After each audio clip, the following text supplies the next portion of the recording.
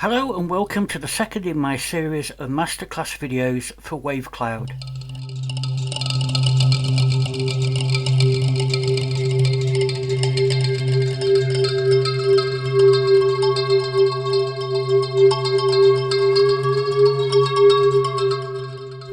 In this video I want to talk about the mod matrix in a little bit more detail because it's the key to getting automation within this app. Sure, the orbit mode and the key glide are fantastic, but you really need to be mastering the mod matrix to get the most out of this app. But before we get started on that, I want to just point out a few new additional features and changes that have happened in version 1.01. Now, for those of you that are not very dexterous, have fat fingers, or just finding it hard to get accurate values on the knobs, we now have a shift button which is available on the right side of the screen. And when this is pressed, it enables fine-tune of values within a knob. So if you're really trying hard to get a particular value on the knob and you want to have finer increments, think of it as a fine-tune. Simply hold down the shift and then rotate the knob. And the same is true for the stepper controls. If we hold down the shift and then place our finger and drag left to right, it can actually slow down the increments of the stepper. Now, some of the biggest updates have been in the WaveGlide feature, and we've enhanced that a little bit more.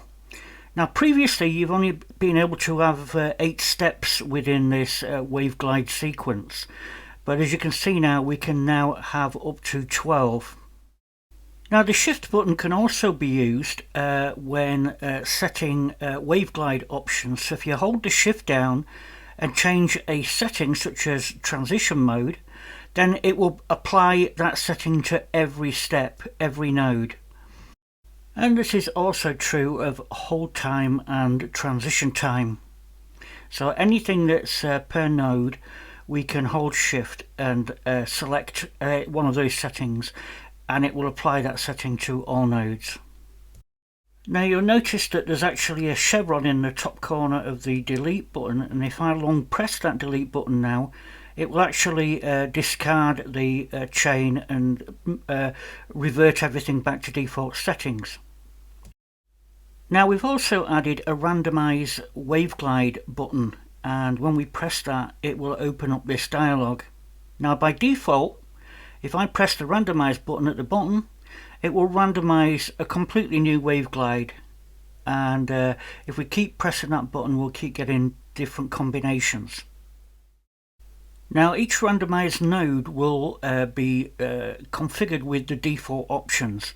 If you want to do random options, you can enable various of these various features so that when you do the randomize, it assigns a random number to those. So for instance, hold time, transition time and transition mode and stuff like that, we can just select those buttons and then hit randomize.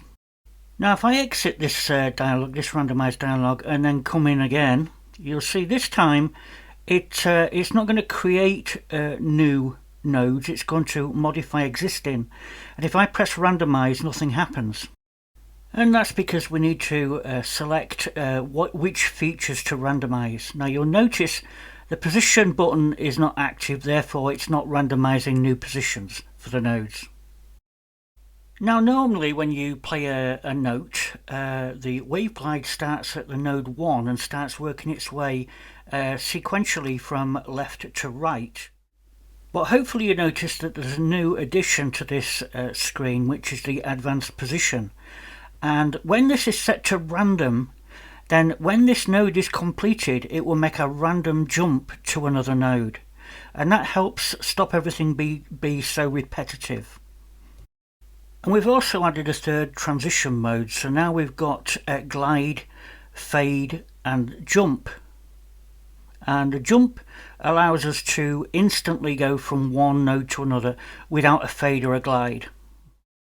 Now, the final thing that we've changed within the WaveGlide is the ability just to touch and drag the nodes directly within the editor. So we can position these glides anywhere, and while we drag the glides we can actually get a preview of what's at that current position. And that's an alternative to placing the cursor and hitting the set button. Now, another nice feature which is good if you're tight on space is the ability to change the way the scaling works in the window. As you can see here, the smaller I make the window, the less room is taken up by the interface.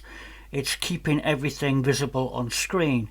But if we head to settings now, we can turn force full screen off.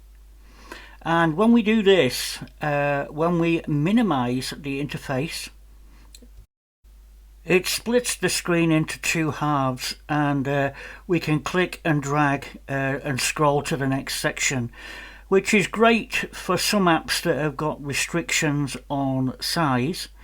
But obviously when we move the window and make it bigger and the two halves of the interface will fit, they will appear. Okay, so other than bug fixes, that's the majority of the updates that we've gone over. Now I want to have a look at the mod matrix and some advanced techniques, and the best way of doing this is to deconstruct some of the default MPE presets. So I'm going to load this guitar preset here, and we're going to take a look at how it was constructed. Now, before I explain the MPE features of this patch, I want to flick back to the traditional keyboard and just highlight something, which is that when we play any notes on this keyboard, you'll notice that they all play at the same volume. And we discussed this in the previous Masterclass video. Now, if we tap the Mod Matrix tab and take a look at the velocity button at the top of this window, we can quickly enable velocity within this mod matrix, and selecting yes to that prompt actually adds an entry in the velocity column under grain output and oscillator output. And if we try pressing notes now on the keyboard, you'll notice that the higher I press on the keyboard, the quieter the notes. Now that's about the extent of the articulation we can achieve from a standard keyboard, velocity sensitivity. But if we flick to the MPE keyboard and I play a note, listen to how it sounds as I drag my finger up the note.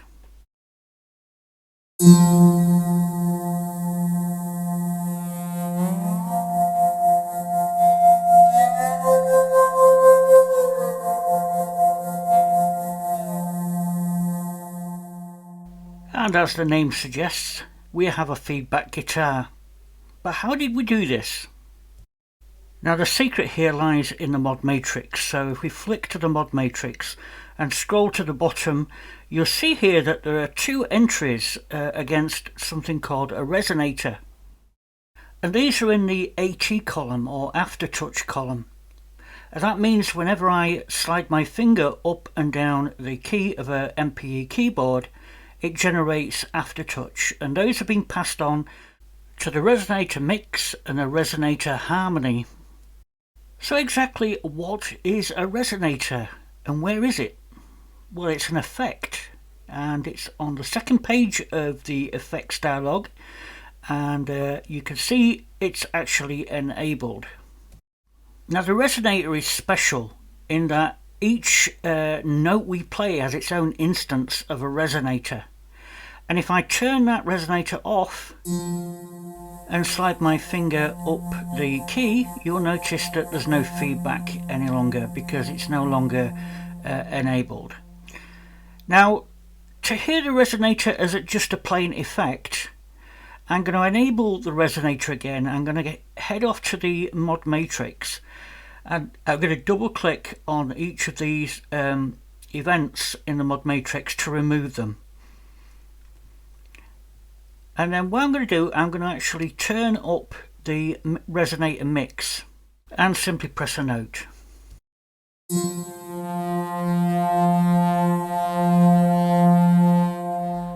you hear is a resonator running at the same frequency as the note. But if I up that by 24 semitones and try again, you'll hear the same feedback but at 24 semitones or 2 octaves higher.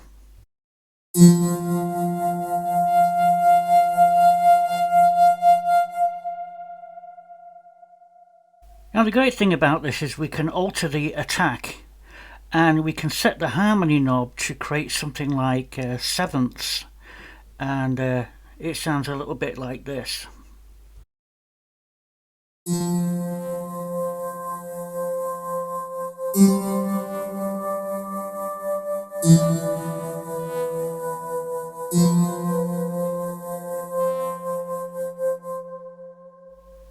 Now that's the effect running on its own, but if we head back to the mod matrix and add those two values back in there so that the aftertouch is affecting both the mix, so as we slide up it's increasing the mix, and we also want to affect the harmony.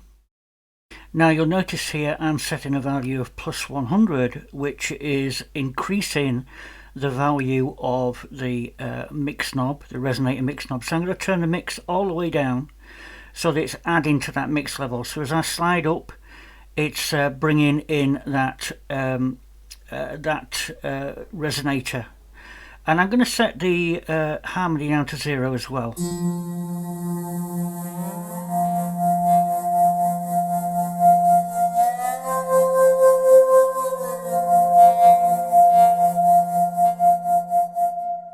Now the thing to note here is when controlling the harmony using the mod matrix, it doesn't actually go through every step of the harmony, it's just emphasizing the 5th and 7th of that root note.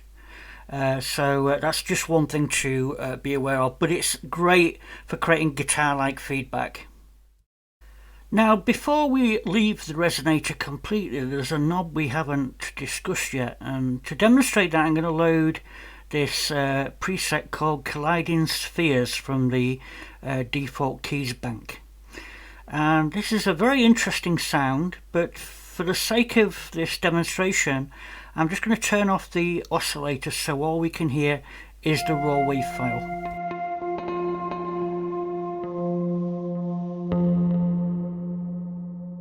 So I'm going to head back to the resonator and I'm going to turn up the mix quite loud, and I'm going to turn down the attack, set the harmony to say 24, turn up the feedback, and I just want to listen to that sound before I enable saturation.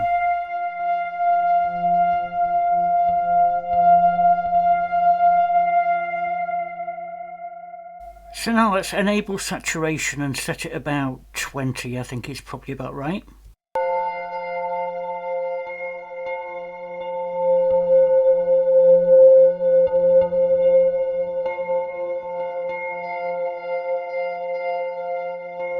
Now listen out for those bell type sounds that happen when we have dispersion enabled, which actually slows down the low frequencies while keeping the high frequencies played back at normal speed.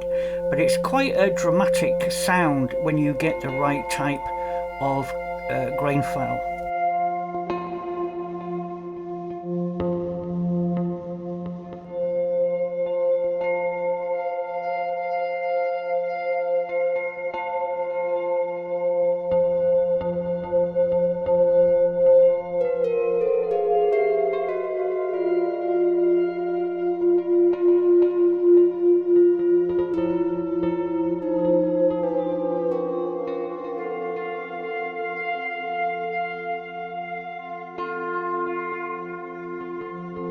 I really love the sound of that resonator, and don't forget that's per note, it's the only effect that is per note. So let's take a look at this next example, which is manipulating the play position using the mod matrix, and this patch is called Cybercrimes. So let's take a listen.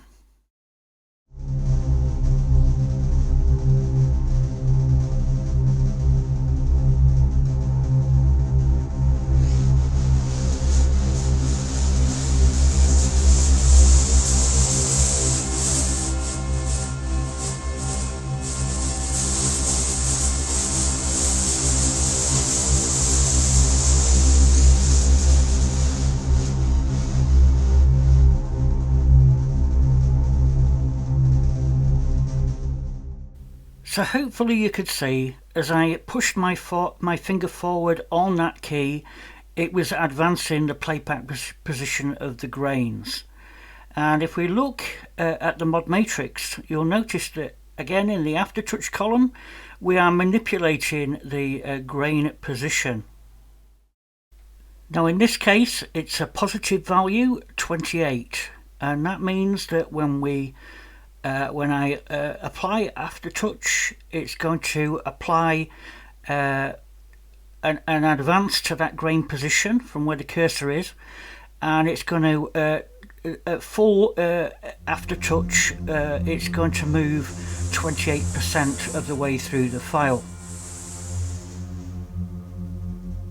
Now what would happen if we put a negative value in there? Well, let's go find out. So if we change that to a negative value and play a note and slide up with our finger, you'll see that the play position retards by whatever percentage we set in the mod matrix.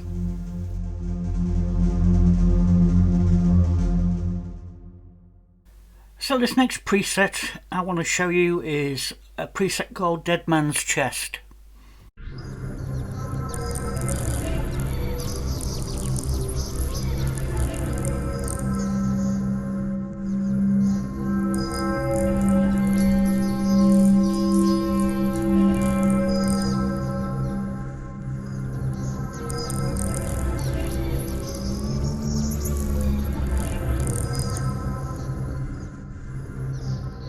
So unlike the previous example, this one is getting its movement from the orbit function. And if we switch to the mod matrix and look all the way at the bottom, you'll notice that this is once again using the resonator.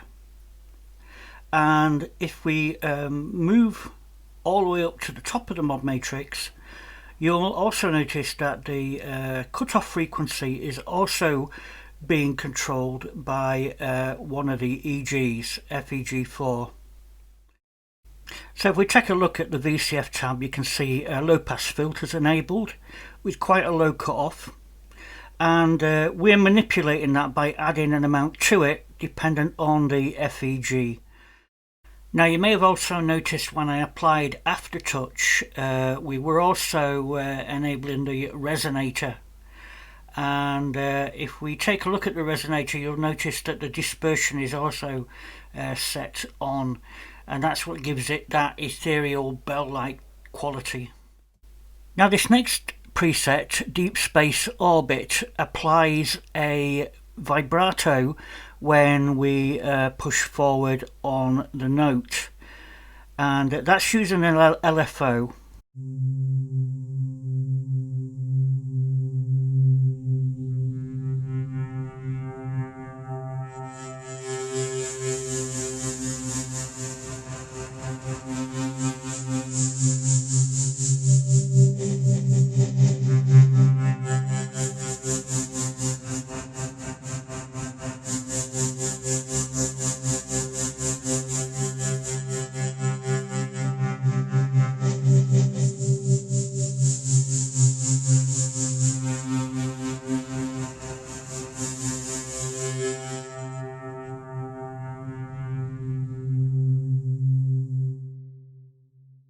Now hopefully as I progress through these examples, dissecting them, you can see or hear what's happening. As in previous examples, we've got aftertouch controlling the grain position. And if we move down a little bit, you can see we've got an LFO modulating the grain output. Now if we move a little bit further down, you'll also notice that we have the aftertouch is controlling the LFO amplitude, and that's important because when we push forward on the aftertouch, we want that LFO to fade in. So if we tap on the LFO tab, we can see that LFO2 is just a simple kind of sine wave. Notice actually that bipolar is selected, which means we are adding values between 0 and 1 to the grain output.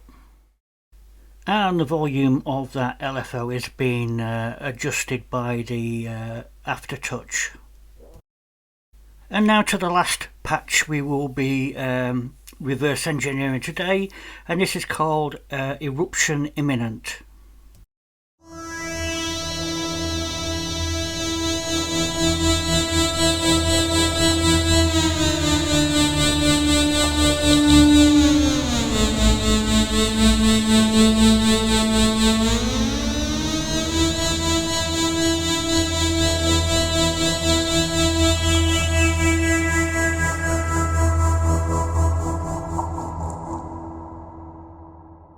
So again, let's look at the mod matrix and see what is making this work. So the first thing I've noticed is that FEG4 is controlling the first voltage control filter, and it's providing that sweep when we press and release the note. So if we take a look at the FEG tab, and particularly FEG4, you'll see that this is the envelope we are using, with a nice slow release. Now tapping on the voltage control filter tab, we can see that there are actually two filters in operation here, a low pass filter and a high pass filter. And as we can see here, the aftertouch is controlling the cutoff frequency of VCF2, which is the high pass filter. Now, as we've seen before, LFO2 is being applied to the grain output, and that probably means that if we look further down here, the aftertouch is also controlling the amplitude of LFO2. So that's just about it for this video. More to come. Don't forget to subscribe to the channel and thumb up this video, and we will see you next time. Have a great Christmas, people.